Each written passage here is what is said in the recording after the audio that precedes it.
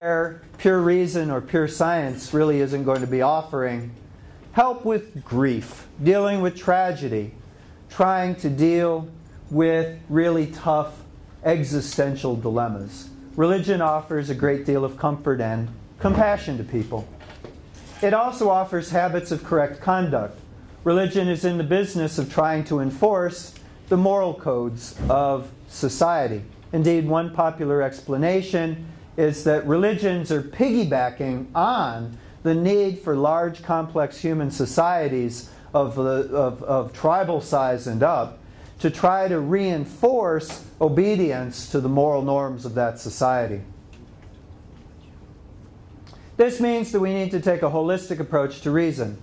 Let me recommend to you a fine book on the subject by Scott Atran. The book is called In Gods We Trust.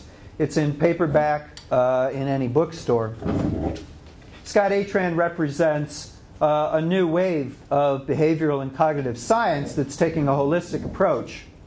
In Scott Atran's words, religion is a community's hard-to-fake commitment to a counterfactual and counterintuitive world of supernatural agents who master people's existential anxieties, such as death or deception.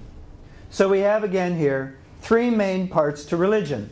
And it's possible to subdivide these. You can break them down into 5 or even 10. But there seem to be at least 3 minimum components: communal behavior rituals for participation, extraordinary paranormal agents that you can get into relationships with, and consoling or compassion experiences to try to give you some ideal picture of the way life should be, rather than the depressing view of what life actually is. And life can be pretty depressing sometimes. So we need to view religion as cultural adaptation. This helps explain why religion has been so pervasive.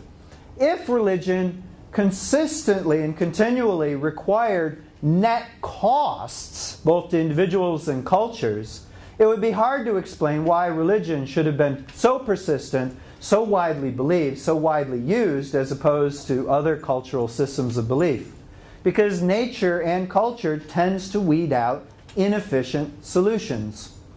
However, religions can offer net benefits by trying to exchange the costs for other social goods and social capital.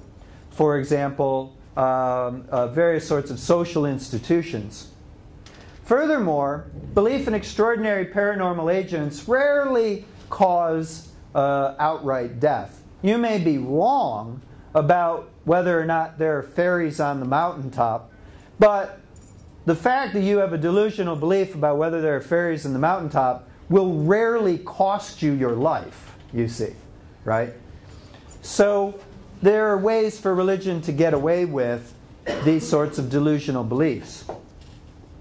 They also offer, again, consoling or compassionate experiences when there doesn't seem to be any rational way to deal with the situation. That doesn't mean, of course, that religion can't be replaced, but we have to understand what it is we're trying to replace. Furthermore, not only has religion been around since very distant prehistoric times, perhaps as long as 50, 100,000 years, or perhaps deeper, it's hard to tell. But nowadays we're also dealing with what are called theological religions. Religions of relatively recent origin and sophisticated design. Religions younger than about 3,000 years. This means that you have these sort of theological superstructures. And most of these theological religions have been growing up in civilizations, meaning you're dealing with urban populations. And so these religions have been trying to crudely but slowly adapt. For example, dealing with community, one of the essential functions of a religion. When you're living in cities, you're dealing with problems that pre-Neolithic man has not been trying to deal with. Cities need to try to prevent cheating and to try to enhance trust and hospitality. When you're living in a city, either a small one of 8,000 people 2,000 years ago, or a very large one like New York City or London, you all of a sudden are on a daily basis dealing with more or less complete and total strangers, right? You're no longer back on the farm with friends and family. This is a severe problem because there are enormous incentives to lie, cheat, steal. How do you deal with this? Religions do try. Theologies try to heighten devotion to shared duties increase inclusiveness with lots of commonality. Come on, we're all of one religion. Can't we live together in these cities? So religions do, in their more theological phases, try to deal with the moral difficulties of large urban populations. They also revise their views of extraordinary paranormal agents. Religions that have been developing in the higher civilization centers, be they Greece, in the Middle East, or India, or China, have been encountering resistance and competition from brand new scientific ideas, from philosophical ideas, ideas that don't need gods. And especially in the last 1,000 years or so, the competition has been dramatically increasing, right? So theological religions have been trying to keep up. How do they do it? They primarily do it by avoiding competition from science. Now there are some strategies, some very conservative, hardened fundamentalist theologies that do put up a fight. They'll say, no, it's black or white. If science is right, we're false. So we've got to turn around. We've got to take a stand. The Bible is the only truth. All of science must be false. And this can happen. But for most theological religions, instead the strategy is to try to elevate God all the way up and out of nature entirely. So you get a dramatic acceleration of these supernatural gods. 2,500 years ago, Jewish priests believed that Yahweh, the God of the Jews, actually lived in the temple at one time. That's where God was. God wasn't out in the stars or beyond. God lived in the temple. That's why the temple was sacred. Right? Can't do that anymore. God has been pushed entirely out of the natural world into this supernatural world by many of the theological religions. So theologies, most of them, try to keep gods or spirits compatible with reason and nature. Now they in the long run fail, but we have to respect the fact that they're trying and combat it with sound reasoning and logic and science. Also, theologies try to deal with the novel strains that city life provides. Urbanization causes all sorts of novel personal stresses that you wouldn't have gotten back on the family farm. Theologies try to enhance devotion by telling you that you are a very important person. You're not just a cog in this machine of the city. You are uniquely valuable and irreplaceable. That's why you need to be religious. Now you might have noticed that there's a bit of a tension here going on inside of these theological religions, including Christianity. Theological religions over the last 3,000 years have been the cradles for developing the concepts of simultaneously the idea that we are all of one common humanity and that we have an individual specialness about us. These concepts, however, are in tension. They're not an outright contradiction necessarily, but they are in tension.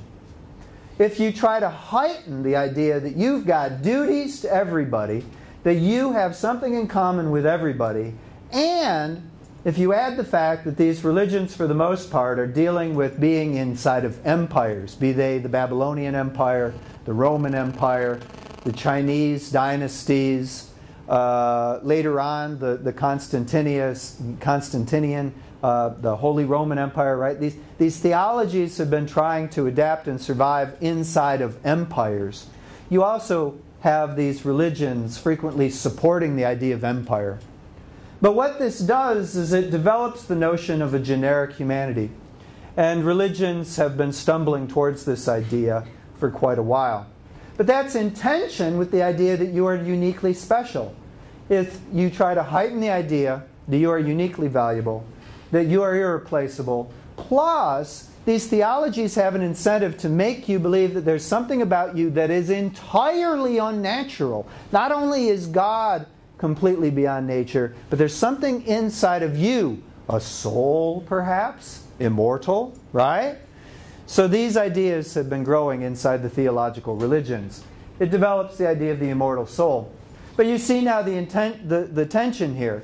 Are you perfectly cookie-cutter, generic, identical to everybody else? Or are you so uniquely irreplaceable and so different from everybody else that you deserve your own chance at a special afterlife, no matter what happens to anybody else? Right? There's a tension there. And that means that you have to understand the kind of religion you're dealing with. We can place them on a chart. the x-axis towards increasing the specialness